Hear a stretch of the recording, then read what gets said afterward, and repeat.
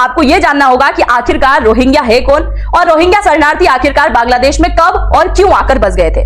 यहां पर आपको मैप में दिखाई दे रहा होगा, यह है बांग्लादेश और बांग्लादेश से जस्ट नीचे की तरफ में एक देश है जिसका नाम है म्यांमार। जिस प्रकार से भारत के अंदर 28 राज्य मौजूद हैं, उसी प्रकार से म्यांमार के अंदर कितने राज्य हैं? टोटल 7 राज्य यहां पर मौजूद हैं। इनमें से एक राज्य आता है जिसका नाम है अराकान राज्य। अराकान राज्य जो है जिसके अंदर सबसे ज्यादा रोहिंग्या मुसलमान निवास करते थे, जो कि अब यहां पर अराकान आर्मी की पकड़ है और हमेशा म्यांमार के अंदर इसको लेकर विद्रोह होते आया है कि इसको हम अलग देश बनाएंगे, अलग देश की घोषणा यहां पर कर दो। अब होता क्या है, अराकान वाले क्षेत्र के अंदर जो है 1785 के अंदर जब मुगलों का शासन हुआ करता था, उस समय यहां पर इन रोहिंग्याओं को बसा दिया गया था मुगल शासकों के द्वारा।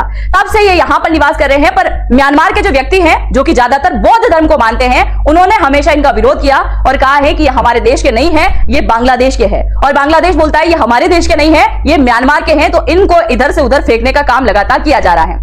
और म्यांमार के अंदर जो सबसे ज्यादा धर्म को मानने वाले व्यक्ति निवास करते हैं वो है बौद्ध धर्म के व्यक्ति। तो एक दिन 2017 का दिन आता है और 2017 के दिन यही वाले क्षेत्र में अराकान के अंदर एक बहुत भारी हिंसा होती है, जिसके चलते बौद्ध धर्म के व्यक्तियों के द्वारा कहा जाता जब इस देश के ये है ही नहीं तो इन्हें देश में रहने का कोई अधिकार नहीं है, इन्हें वापस इनके देश भेज दिया जाए। अब आप देखिए इतनी ज्यादा संख्या में, मैंने 13 लाख का आंकड़ा बोला है, आप जरा सुनिए, 13 लाख कोई छोटा आंकड़ा नहीं है। ये 13 लाख लोगों को यहां से 2017 के अंदर भगाते हैं। उन्हीं 13 लाख में से तकरीबन 25,000 से ज्यादा लोगों की हत्या यहां पर हो जाती है और बहुत ज्यादा जो है इनके साथ में नाइंसाफी होती है। कहीं ना कहीं पूरे के पूरे गांव तक यहां पर जला दिए जाते हैं। और आज हम कह सकते हैं कि दुनिया का सबसे बड़ा शिविर अगर कहीं मौजूद है तो वो है बांग्लादेश के अंदर, क्योंकि यहां से जब इन लोगों को भगाया गया तो यहां से भगकर ये यहां पर पहुंचे और कहां आ गए, तो ये आपको दिखाई दे रहा होगा येलो कलर का क्षेत्र जिसको आज कहते हैं कॉक्स बाजार। और ये कॉक्स बाजार कहां है? तो बांग्लादेश के अंदर पड़ता है। अब सवाल ये आता है क्या ये व्यक्ति सिर्फ भगकर बांग्लादेश में आए थे? तो नहीं, बांग्लादेश में सबसे ज्यादा संख्या में आए थे। और उस समय 2017 के अंदर यहां पर शेख हसीना की सरकार हुआ करती थी और शेख हसीना की सरकार ने इनको अपने देश के अंदर शरण दी। अब ये बांग्लादेश के साथ साथ मलेशिया में गए, इंडोनेशिया में गए, थाईलैंड में गए, भारत में भी गए और सऊदी अरब के अंदर भी गए, कई सारे देशों के अंदर ये चले गए। आज भी इन लोगों को क्या कहते हैं? स्टेटलेस पीपल कहा जाता है, यानी कि राज्य विहीन व्यक्ति। ऐसे व्यक्ति जिनके पास किसी प्रकार का रोजगार नहीं है, जिनके पास किसी प्रकार की शिक्षा नहीं है और जिनके पास किसी देश की नागरिकता नहीं है। और नागरिकता ना होने का अर्थ आप समझते हैं कि सिर पर पिता का हाथ ना होना, उसी प्रकार की स्थिति में ये लोग आज जिंदगी जी रहे हैं। इसके म्यांमार के अंदर क्या किया गया? 1992 के अंदर म्यांमार नागरिकता अधिनियम लाया गया और उसके तहत इन 13 लाख लोगों को नागरिकता नहीं मिली, बाकी म्यांमार के व्यक्तियों को वहां पर नागरिकता दे दी गई थी। अब ये व्यक्ति कहां निवास कर रहे हैं? सबसे ज्यादा कॉक्स बाजार के अंदर निवास कर रहे हैं। और अभी वर्तमान में बांग्लादेश के अंदर अंतरिम सरकार बनी हुई है मोहम्मद यूनुस की, और मोहम्मद यूनुस के द्वारा यह कहा जा रहा है कि अगर इन 13 लाख लोगों को हम यहां पर रखेंगे और शरणार्थी के रूप में रखें तो केवल इनको हम खाना दे सकते हैं, खाने से बढ़कर कुछ नहीं दे सकते। और खाने की वजह से अगर ये जिंदगी जिए तो इनकी जिंदगी जीना बेकार है। इसीलिए मैं चाहता हूं अंतर्राष्ट्रीय स्तर पर मैं आह्वान कर रहा हूं कि सभी लोग जो हैं हमारा सहयोग करें, इनके देश वापस इन्हें भेजने के लिए हम 7 प्रकार का रोड मैप रेडी कर रहे हैं। ये रोड मैप किस प्रकार का रहने वाला है उसके बारे में भी आगे हम चर्चा करेंगे। इसके साथ ही मोहम्मद यूनुस के द्वारा कहा गया कि अगर ये ज्यादा टाइम तक बांग्लादेश के अंदर निवास करते हैं तो हमारी इकोनॉमिक पर भी बहुत बुरा प्रभाव पड़ने वाला है। हमारे यहाँ के लोगों को रोजगार सही से नहीं मिल पा रहा है, यहां तक कि आने वाले टाइम में हमें इन्हें भी रोजगार देना होगा। और दूसरी सबसे बड़ी बात, ये रिफ्यूजीज हैं, फिर भी इनकी जनसंख्या लगातार बढ़ती जा रही है। अब इन व्यक्तियों के द्वारा कहा जा रहा है, बार बार एक नारेबाजी लगाई जा रही है कि हमें हमारे घर वापस भेजो पर सुरक्षा के साथ। और ये न्यूज है अभी की, यानी कि अगस्त के महीने 2025 की मैं बात कर रही हूं। इन्हें 8 साल कंप्लीट हो गए हैं बांग्लादेश के अंदर और अब ये वापस घर जाना चाहते हैं। इसलिए इनके द्वारा एक नारेबाजी की जा रही है, नो मोर रिफ्यूजी, यानी कि शरणार्थी जीवन अब हमें नहीं जीना है, हमें वापस हमारे देश भेज दो। अब मैंने आपसे शुरू में कहा था कि हम जानने वाले हैं कि भारत के अंदर कितने शरणार्थी निवास करते हैं। अब आप जरा इस बात को ध्यान से समझिएगा, घुसपैठी अलग है और ये जो रिफ्यूजीज हैं, ये जो शरणार्थी हैं, म्यांमार के जो शरणार्थी हैं, ये अलग है।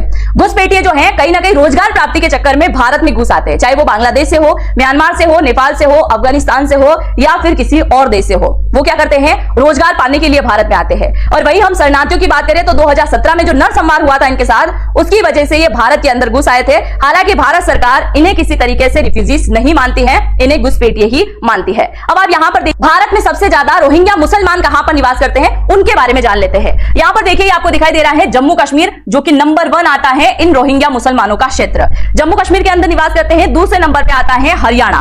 हरियाणा के अंदर भी आपको कई सारे रोहिंग्या मुसलमान देखने को मिलेंगे। और तीसरी जगह आती है राजस्थान, चौथा आता है तेलंगाना और पांचवा आता है यूपी।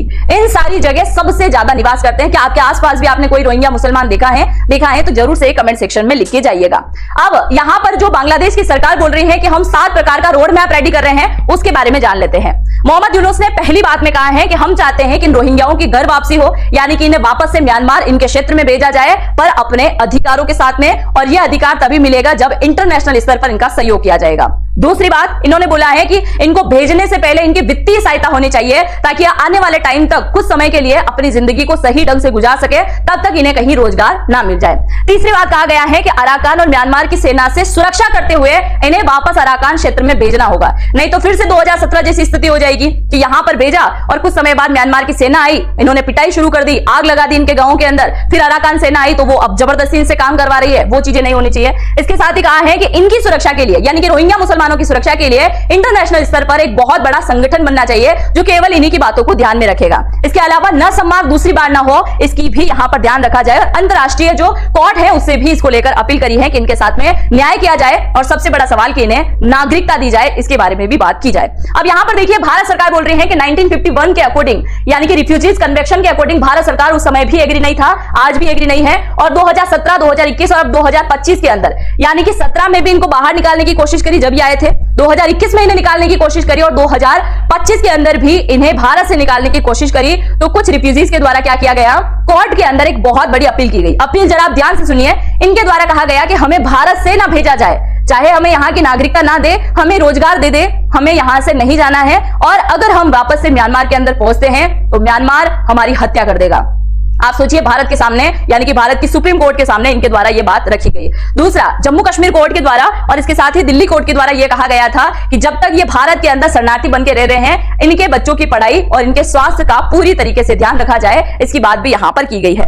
अब एक और शॉकिंग बात आप जरा सुनिए। रोहिंग्याओं का यह कहना है कि एक काम करो, हमें भेजने से पहले म्यांमार को तोड़ दो, यानी कि जो रखाइन वाला क्षेत्र है ना, उसको तोड़कर एक देश की नागरिकता दे दो, हम हमारे देश के अंदर सुरक्षित रहेंगे। तो म्यांमार को तोड़कर अलग स्टेट बनाना चाहते हैं। और बांग्लादेशी जो नेता है वो कहते हैं कि आजाद रोहिंग्या स्टेट के लिए चीन से हम मदद मांगेंगे। और अगर ऐसा हुआ तो ये भी एक्सपर्ट बता रहे हैं कि भारत के लिए बड़ा खतरा हो जाएगा, क्योंकि ये क्या करेंगे, धीरे धीरे क्षेत्र को फैलाएंगे तो भारत तक भी आएंगे और बांग्लादेश तक आएंगे। तो ये केवल एक सपना ही हो सकता है, सपने से ज्यादा बढ़कर हम इस चीज को नहीं मान सकते। हालांकि अगर देश की बात आती है और इन्हें नागरिकता मिलती है तो आपका ओपिनियन क्या रहेगा, मतलब आप क्या सोचते हैं, इनके लिए देश बनना चाहिए कि नहीं बनना चाहिए, जरूर से लिखिएगा। तो इनके द्वारा अब एक और नए प्रकार की डिमांड की जा रही है कि जो रेड कलर का इलाका आपको दिखाई दे रहा है ना, रखाइन प्रांत, इसको तोड़ दो और एक अलग देश बना दो और इसको हम खींच के यहां तक ले जाएंगे, कॉक्स बाजार तक हमारा इलाका होगा। तो इस प्रकार पत्ती टाइप से दिखने वाला एक देश बन जाएगा। कॉक्स बाजार आप जानते हैं ना, दुनिया का सबसे बड़ा शरणार्थी शिविर है। ऐसा कोई दुनिया में स्थान नहीं है जहां पर 13 लाख से ज्यादा शरणार्थी लोग निवास करते हो एक ही स्थान पर, है ना। इसके साथ ही बांग्लादेश विदेश सलाहकार कह रहे हैं कि रोहिंग्या बांग्लादेश पर बोझ है। अब आप इस लाइन को जरा ध्यान से सुनिएगा। बांग्लादेश के अंतरिम सरकार के विदेश सलाहकार मोहम्मद तौहीद हुसैन ने रोहिंग्याओं को बांग्लादेश के लिए खतरा बताया है। और ये बांग्लादेश के लिए खतरा है तो नक्की किसी न किसी तरीके से भारत के लिए भी खतरा है। उन्होंने कहा है कि इस परेशानी का अभी तक कोई हल नहीं निकाला गया है, यह हमारे लिए लंबे वक्त से बोझ बना हुआ है, 2017 से ही। अराकान आर्मी ने Myanmar national democratic alliance army और टांग नेशनल लिबरेशन आर्मी के साथ मिलकर पिछले साल अक्टूबर में ऑपरेशन 1027 की शुरुआत करी, जिससे कई सैन्य ठिकाने और कस्बे पर शुरुआत कर दी। इधर म्यांमार की सेना पकड़ नहीं बना पा रही है, म्यांमार की सेना को भी खदेड़ खदेड़ कर भगा रही है अराकान आर्मी। और अराकान क्षेत्र जो है पश्चिमी एरिया तक पूरा का पूरा म्यांमार इसके अंडर में करने की कोशिश कर ली है।